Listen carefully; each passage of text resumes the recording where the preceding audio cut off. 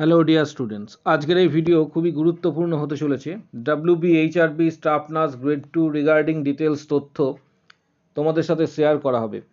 ভিডিওটা তাই অবশ্যই শেষ পর্যন্ত প্রত্যেকে দেখো, কোথাও স্কিপ করবে না ভিডিওটা। পাশে থাকা বেল নোটিফিকেশানস অল করো এবং প্রত্যেকটি গ্রুপে শেয়ার করো এবং চ্যানেলটি অবশ্যই সাবস্ক্রাইব করবে। একটি পরিসংখ্যান তোমাদের সাথে এক্ষেত্রে তুলে ধরছি। বিগত বছর 2022-এর যে রেজাল্ট রয়েছে তার সাথে এবছরের স্ট্র্যাটেজি কি হতে চলেছে। যারা WBHRB ফিল আপ করেছো তাদের কি কি স্ট্র্যাটেজি হওয়া উচিত, সমগ্র বিষয়টা এই ভিডিওর মাধ্যমে শেয়ার করব। খুবই গুরুত্বপূর্ণ ইন্টারেস্টিং একটা টপিক নিয়ে ডিসকাস করছি, ইনফরমেটিভ ভিডিও হতে চলেছে। তাই প্রত্যেককে বলবো ভিডিওটি মন দিয়ে শেষ পর্যন্ত দেখার জন্য। যাদের পছন্দ হবে না তারা ভিডিওটি স্কিপ করতে পারো, এটা প্রথমেই তোমাদের বলে রাখছি। একটা পরিসংখ্যান তোমাদের সাথে এখানে শেয়ার করছি। প্রথমেই বলে রাখি, এটা যেটা দেখতে পাচ্ছ WBHRBর বিগত বছরে 2022-এর যে ডেটা রয়েছে, 2022-এর যে ডেটা, সেই ডেটা অনুসারে একটি রেজাল্ট তোমাদের সাথে শেয়ার করছি। GNM female unreserved category second panel list প্রকাশিত হয়েছিল।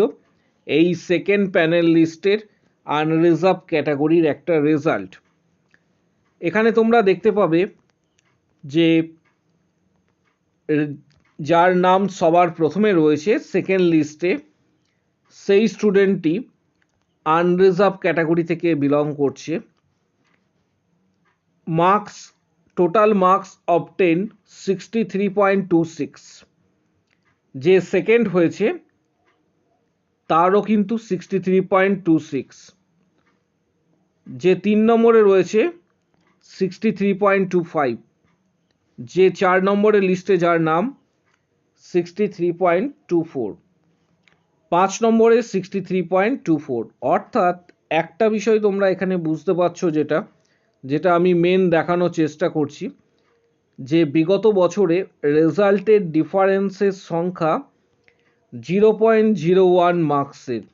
এই 0.01 মার্কসের ডিফারেন্সের জন্য একজন প্রার্থী আরেকজন প্রার্থী থেকে কিন্তু চাকরিতে বঞ্চিত হয়েছে। এটা কিন্তু বিগত বছরের ডেটা। এই ডেটাটা অ্যানালিসিস করে তোমরাও বুঝতে পারবে যে যদিও বিগত বছরে কম্পিটিশন লেভেল এবারের মতন হয়নি, ক্যান্ডিডেটের সংখ্যা কিন্তু তুলনামূলকভাবে এবারের থেকে অনেকটাই কম ছিল। যেহেতু মাঝখানে দুটো ইয়ার 2023 এবং 2024-এ কোনো রিক্রুটমেন্ট হয়নি, তাই এবছরে কম্পিটিশনটা কিন্তু অনেকটাই বেশি। এই রেজাল্টটি দেখে তোমরা বুঝতে পারবে, এই প্যানেল যে লিস্ট রয়েছে, এই প্যানেল লিস্ট দেখে বুঝতে পারবে যে 63.26-এ যে নাম্বারটি শুরু হয়েছে, যার 1 নম্বর র্যাঙ্ক, এখানে যেটা শেষ হয়েছে 63.15। লাস্ট যার সেকেন্ড প্যানেল লিস্টে নাম রয়েছে 63.15, তার র্যাঙ্ক হচ্ছে 30। অর্থাৎ এটা ক্লিয়ারভাবে তোমরা বুঝতে পারছো 63.26 থেকে 63.15-এর মধ্যে 30 জনের কিন্তু নাম রয়েছে। এবছর যেটা WBHRB থেকে করেছে, বছরে WBHRB থেকে যেটা করা হয়েছে, টোটাল সিস্টেমটাকে কিন্তু চেঞ্জ করা হয়েছে। WBHRB যে নোটিফিকেশনটি রয়েছে সেটা তোমরা ভালোভাবে স্টাডি করবে। সেখানে দেখতে পাবে যে মার্কস ক্যালকুলেশন সম্পূর্ণ অন্যভাবে কিন্তু করা হচ্ছে। জিএনএম এবং বিএসসির ক্ষেত্রে স্ল্যাব সিস্টেম করা হয়েছে। এই ভিডিওর উদ্দেশ্য হচ্ছে তোমাদের মধ্যে অ্যাওয়ারনেস তৈরি করা বা বোঝানো, এই স্ল্যাব সিস্টেমের সুবিধা এবং অসুবিধা কোথায়, কতটা তুমি এগিয়ে বা কতটা পিছিয়ে বাকিদের থেকে। এখানে আপ টু 54.99% পর্যন্ত জিএনএম এবং বিএসসির যে মার্কস রয়েছে সেখানে স্টুডেন্ট কিন্তু পাচ্ছে 35 মার্কস। 55% থেকে 59.99 পর্যন্ত ক্যান্ডিডেট পাচ্ছে 36। তাহলে 35 এবং 36-এর মধ্যে ডিফারেন্স কিন্তু 1 নাম্বার, যেটা তোমাদের একটু আগেই দেখালাম। যেখানে 0.01 মার্কসের জন্য একজন ক্যান্ডিডেট চাকরি থেকে বঞ্চিত হচ্ছে।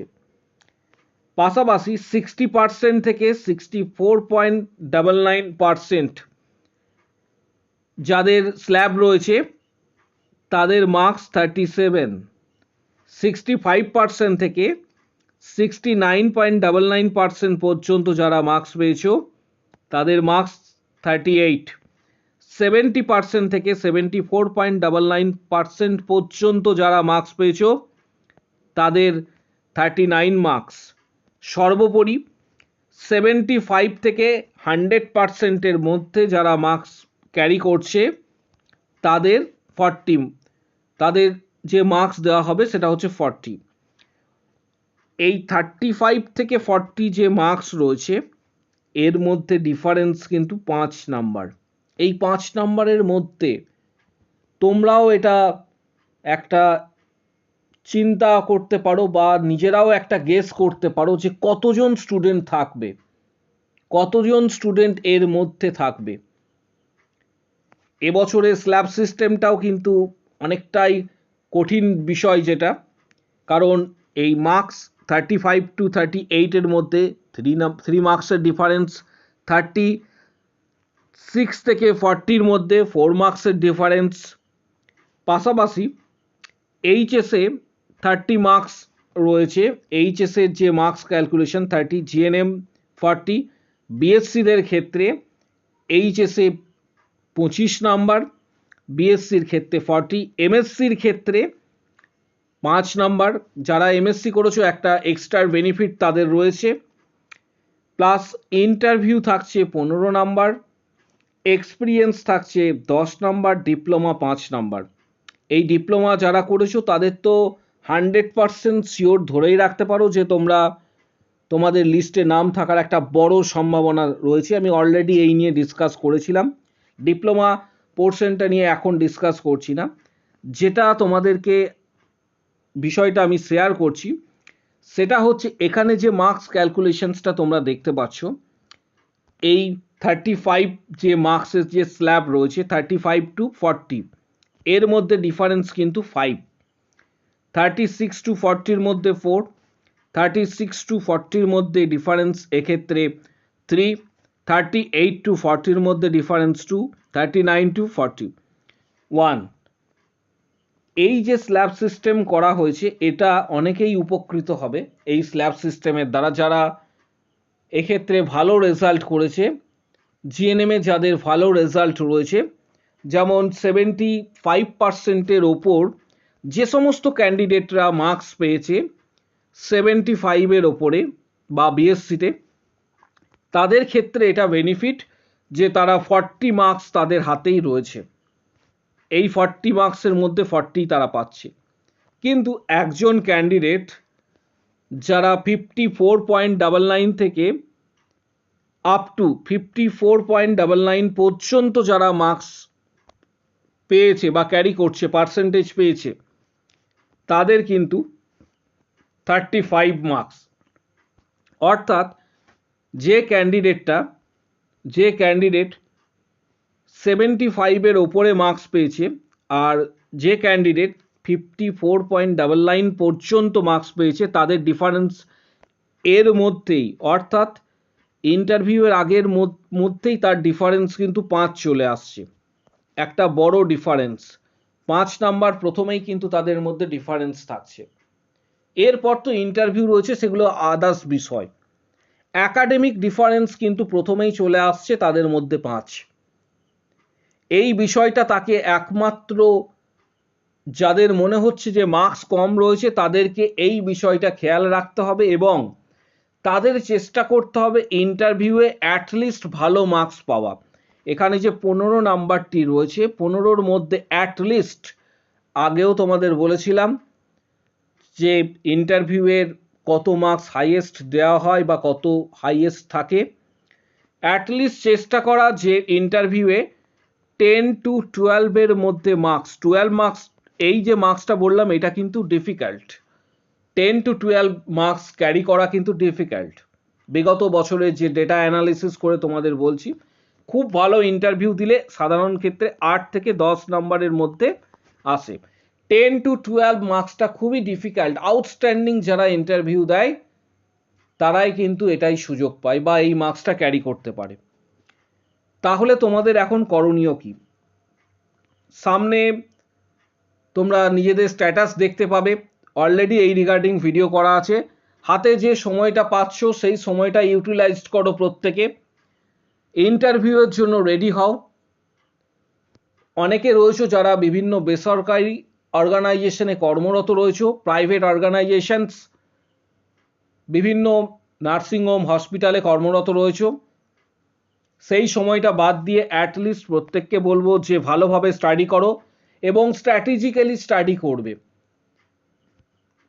বিষয়টা গুরুত্বপূর্ণ এই কারণেই, কারণ যে পোর্শনগুলি পড়া দরকার সেই পোর্শনগুলি তোমরা অবশ্যই পড়ো। অলরেডি অনেক ভিডিও রয়েছে আমার চ্যানেলে, তোমরা সেইগুলি দেখো। এর পাশাপাশি কিছু গুরুত্বপূর্ণ বইয়ের ডিটেলস শেয়ার করে দিচ্ছি এই ভিডিও ডেসক্রিপশন বক্স। যাদের মনে হবে টার্গেট হাই, পিয়ার যাদবের ভলিউম 1, 2 বা আদার্স কিছু বই রয়েছে, যাদের মনে হবে বইগুলি পড়া দরকার, তারা বইগুলি ফ্লিপকার্ট থেকে সরাসরি কিনতে পারো এবং নিজেদের স্টাডি পারপাসে সেগুলি ইউজ করবে। পাশাপাশি যারা ভাবছো যে মেম্বারশিপ নেবে তারা ভিডিওর কমেন্ট বক্স সেকশনে কমেন্টস করো, আমি মেম্বারশিপ নিতে চাই। তখন হোয়াটসঅ্যাপ নাম্বার শেয়ার করা হবে, হোয়াটসঅ্যাপে যোগাযোগ করবে। Previous question, study material, PDF guidance সমস্ত কিছু হোয়াটসঅ্যাপে তোমরা পাবে। যারা হোয়াটসঅ্যাপে মেম্বারশিপ নেবে কমেন্ট বক্স সেকশনে উল্লেখ করো আমি মেম্বারশিপ নিতে চাই। বিষয়টা চিন্তাভাবনা তোমরা অবশ্যই করবে যারা ভিডিওটি দেখছো, যে কিভাবে প্রস্তুতি নিলে তোমার যে খামতি রয়েছে সেটা পূরণ করা সম্ভব, কিভাবে প্রস্তুতি নিলে আগামী দিনে ফাইনাল প্যানেল লিস্টের মধ্যে তোমার নাম থাকবে, কোথায় সব থেকে বেশি জোর দেওয়া প্রয়োজন, স্ট্র্যাটেজি কিভাবে ঠিক করবে, সমস্ত কিছু নির্ভর করছে তোমার ওপর। আগামী দিনে তোমাদের প্রত্যেককে বলবো, স্টাডি অলরেডি শারদোৎসব এক্ষেত্রে সমাপ্ত হয়েছে। যে সময়টা পাচ্ছ সেই সময়টা অবশ্যই প্রত্যেকে ইউটিলাইজ করো। ভিডিওটা প্রত্যেকে প্রচুর শেয়ার করো, চ্যানেলটি সাবস্ক্রাইব করো, পাশে থাকা বেল নোটিফিকেশন অল করবে। প্রত্যেকটি গ্রুপে কিন্তু ভিডিওটি অবশ্যই শেয়ার করো।